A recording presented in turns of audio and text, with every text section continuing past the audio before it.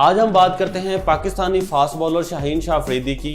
एक टाइम था जब हर कोई शाहीन शाह अफरीदी के बारे में बात कर रहा था। हर टीम के कंसर्न था कि शाहीन शाह अफरीदी को कैसे हैंडल किया जाए। स्पेशली हम बात करें इंडिया की तरफ से तो रोहित शर्मा, विराट कोहली ये बहुत ज़्यादा कंसर्न थे कि शाहीन शाह अफरीदी की जो बॉलिंग है वो बहुत ही ज़्यादा ख़तरनाक है और वो जो पहला 1-2 ओवर करते हैं उन ओवर्स के अंदर जो वो विकेट उठाते थे उसके बारे में बहुत ज़्यादा बातें होती थी। हमने खुद देखा हुआ है कि पिछले वर्ल्ड कप के अंदर, एशिया कप के अंदर शाहीन शाह अफरीदी ने जितना अच्छा डिलीवर किया है उसके बारे में हर कोई बात कर रहा था। लेकिन अभी एकदम से ऐसा क्या हो गया है कि शाहीन शाह अफरीदी की वो फॉर्म नहीं है, वो पेस नहीं है, वो लाइन एंड लेंथ नहीं है, उनको अर्ली विकेट्स नहीं मिल रही, उनको स्कोर इतना ज़्यादा लग रहा है। तो आखिर वजह क्या है, हुआ क्या है ऐसा जिसकी वजह से शाहीन शाह अफरीदी इतना ज़्यादा स्ट्रगल कर रहे हैं। तो आज हम लोग इसी वीडियो के अंदर बात करते हैं कि बेसिकली हुआ क्या है, वजह क्या है। तो आप लोग हमारे साथ रहिएगा। तो स्टार्ट करते हैं जब एशिया कप से पहले जब पाकिस्तानी टीम की इतनी ज़्यादा तारीफें हो रही थी, पाकिस्तानी जो फास्ट बॉलर्स की इतनी ज़्यादा तारीफें थी जिसके अंदर नसीम शाह, हारिस रऊफ और शाहीन शाह अफरीदी ये टॉप की कह लें कि बॉलिंग साइड मानी जाती थी। लेकिन जैसे ही एशिया कप स्टार्ट हुआ उसके अंदर नेपाल के अगेंस्ट तो पाकिस्तान ने अच्छा किया, उसमें शाहीन शाह अफरीदी की 4 विकेट्स आई थी। उसके बाद जब दूसरा मैच था पाकिस्तान और इंडिया का, उस मैच के अंदर भी शाहीन शाह अफरीदी ने अच्छी बॉलिंग की, अच्छा स्टार्ट किया। शाहीन शाह ने आउट किया रोहित शर्मा को और विराट कोहली को, बड़ा अच्छा आउट किया। और वहां पे देखे तो पाकिस्तान ने अच्छा डोमिनेट किया था इंडिया पे, जिसमें 66 पे 4 आउट हो गए थे। लेकिन उसके बाद हार्दिक पांड्या और ईशान किशन की अच्छी पार्टनरशिप लगी और वो 266 ही बना सके। वो मैच ड्रॉ हो गया। और उसके बाद जब दूसरा मैच हुआ इंडिया और पाकिस्तान का, उस मैच के अंदर शुभमन गिल ने और रोहित शर्मा ने अच्छा स्टार्ट किया।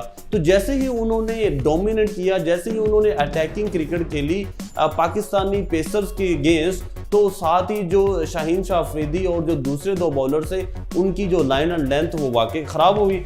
और सिर्फ ख़राब ही नहीं हुई, साथ में इंजरी का शिकार हो गए। जो नसीम शाह है वो भी इंजर्ड हो गए, हारिस रऊफ को भी मसला हुआ, शाहीन शाह अफरीदी को भी इंजरी का शिकार हुए, लेकिन वो थोड़ी देर बाद वापस आ गए।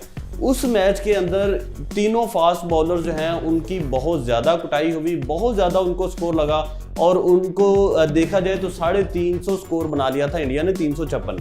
उसके अगेंस्ट जब पाकिस्तान ने बैटिंग की तो पाकिस्तान ने 128 रन ही बना सकी।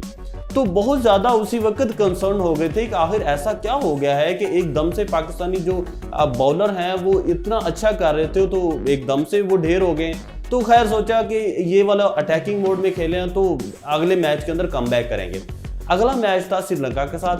श्रीलंका के साथ पाकिस्तान ने पहले बैटिंग करते हुए 252 का टारगेट सेट कर दिया था जस्ट 42 ओवर्स में। तो वहाँ पे लग रहा था यार कि जिस तरह के पाकिस्तानी पेसर्स हैं तो ये आराम से पाकिस्तानी ये मैच जीत जाएगा। लेकिन ऐसा नहीं हुआ। श्रीलंका ने बड़ी अच्छी बैटिंग की, उन्होंने अपनी अर्ली विकेट्स नहीं निकाली, अर्ली विकेट्स नहीं दी। शाहीन शाह अफरीदी थोड़ा स्ट्रगल कर रहे थे लेकिन इनको अर्ली विकेट्स नहीं मिली और वो मैच भी पाकिस्तान हार गया। उसमें देखें तो जो शाहीन शाह अफरीदी कुछ अच्छा नहीं कर सके, बाकी नसीम शाह नहीं थे क्योंकि वो इंजर हो गए थे, हारिस रऊफ को भी स्कोर लगा, लेकिन खैर बहुत बुरी बॉलिंग हुई उस मैच के अंदर। तो वहाँ से जो 2 मैचेस हमारे ख़राब हुए ना, वहाँ से पूरे का पूरा मोमेंटम ख़त्म हो गया था। हमने यही कंसीडर किया कि एशिया कप के अंदर ये कह लें कि ज़्यादा खेले हैं या शुरू से बड़ी देर से ये खेलते आए हैं और इनका वो कह लें कि इनको रेस्ट नहीं मिली, तो इस वजह से इनकी जो फॉर्म है वो शायद उनका मसला हुआ, फॉर्म वापस नहीं आ रही। तो सोचा ये कि 20-25 दिन हैं वर्ल्ड कप स्टार्ट होने में, तो ये इनको रेस्ट मिलेगी तो ये अच्छा कर लेंगे। तो एक नुकसान और हुआ पाकिस्तानी बॉलिंग को कि नसीम शाह इंजर हो गए, जिसकी वजह से पाकिस्तानी बॉलिंग को इतना ज़्यादा नुकसान हुआ।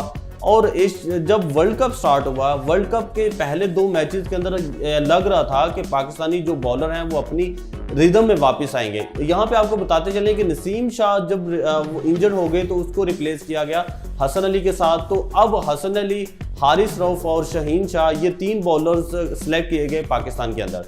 तो जब वर्ल्ड कप का पहला वार्म अप मैच था उसके अंदर भी हमने देखा कि शाहीन शाह अफरीदी ने बॉलिंग नहीं की, लेकिन जो दूसरे 3 बॉलर थे वसीम जूनियर, हसन अली और हारिस रऊफ, उनकी अच्छी खासी पिटाई हुई और न्यूजीलैंड ने 350 बोर्ड पे लगा दिया था।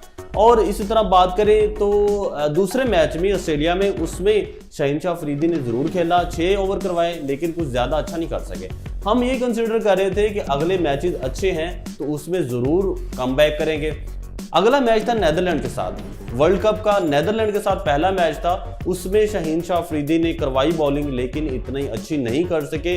उसमें भी उन्होंने स्टार्ट में विकेट नहीं मिली, दरमियान में स्ट्रगल किया, एंड पे एक विकेट मिली, लेकिन इकॉनमी अच्छी थी, कोई ज़्यादा स्कोर उनको नहीं लगा, लेकिन कंसर्न ज़रूर था। हमने यही उम्मीद कर रहे थे कि ज़रूर कम बैक करेंगे, ज़रूर कम बैक करेंगे। अगला मैच था श्रीलंका के साथ। श्रीलंका के साथ जब शाहीन शाह अफरीदी ने अपनी बॉलिंग स्टार्ट की ना, तो कुछ ज़्यादा अच्छी उनकी बॉलिंग नहीं थी। उनको पेस नज़र नहीं आई, लाइन एंड लेंथ का मसला था, उनकी वो वाली वाइड यॉर्कर्स नहीं थे, उनके वो कह लें कि जो फुल टॉस यॉर्कर मारते थे वो भी नहीं थे। तो बिल्कुल भी ऑर्डिनरी बॉलिंग थी। जो उनकी पेस है वो भी 130-132 पे कर रहे थे। तो अगर हम लोग ये शॉट्स निकाले हैं, उसमें अगर हम देखें तो उसमें शाहीन शाह अफरीदी की हम जो बॉलिंग देख रहे हैं तो बिल्कुल ऑफ टाइम पे फेंक रहे हैं। उसमें देखा जाए तो 1 ओवर के अंदर शाहीन को 3 चौके लगे हैं बैक टू बैक, और तीनों बॉल जो हैं वो ऑफ टाइम पे थी। इतनी ज़्यादा बाहर बॉल्स हो रही थी, पेस नहीं थी, जिसकी वजह से बहुत ज़्यादा कुटाई हुई शाहीन की। और देखा जाए तो 10 ओवर्स के अंदर 66 रन दिए हैं, 9 ओवर के अंदर 66 रन दिए हैं और 7 पॉइंट समथिंग की इकॉनमी है। तो यहाँ पे बहुत ज़्यादा अलार्मिंग सिचुएशन है। विकेट भी नहीं है, 1 विकेट ली है शाहीन ने पिछले ओवर के अंदर, जो बहुत ज़्यादा कंसर्न है। पहले क्या होता था कि पहले ही 1-2 ओवर के अंदर विकेट आती थी तो अगली टीम पे प्रेशर होता था, लेकिन इस दफ़ा अभी क्या हो रहा है, जितने भी मैचेस हुए हैं पहले ओवर्स के अंदर विकेट्स नहीं निकल रही।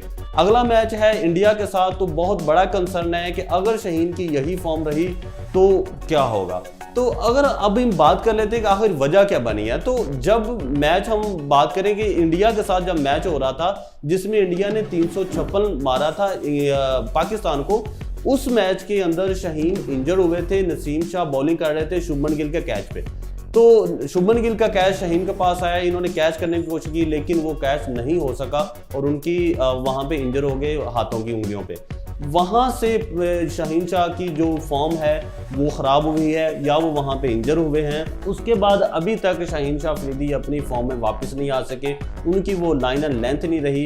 वी डोंट नो कि ये प्रेशर है उनके ऊपर कि वो अर्ली विकेट्स नहीं निकाल रहे, या वो पूरी तरह फिट नहीं है, या वो कुछ और किसी इंजरी की वजह का शिकार है जिसकी वजह से वो इतनी अच्छी बॉलिंग नहीं कर रहे। तो ये देखना पड़ेगा कि आखिर प्रॉब्लम है क्या। तो हमें ये लग रहा है कि उस मैच के बाद शाहीन शाह अफरीदी अपनी फॉर्म में वापस नहीं आ रहे, तो ऐसा हो जाता है कि जो बॉलर्स हैं वो अपनी फॉर्म में ना हो। तो हमें ये लग रहा है कि वहाँ पे मसला हुआ था। आप लोग ज़रूर, आपको क्या लगता है कि ये शाहीन शाह अफरीदी क्यों नहीं अपनी फॉर्म में वापस आ रहे, आप लोग ज़रूर कमेंट सेक्शन में बताइएगा।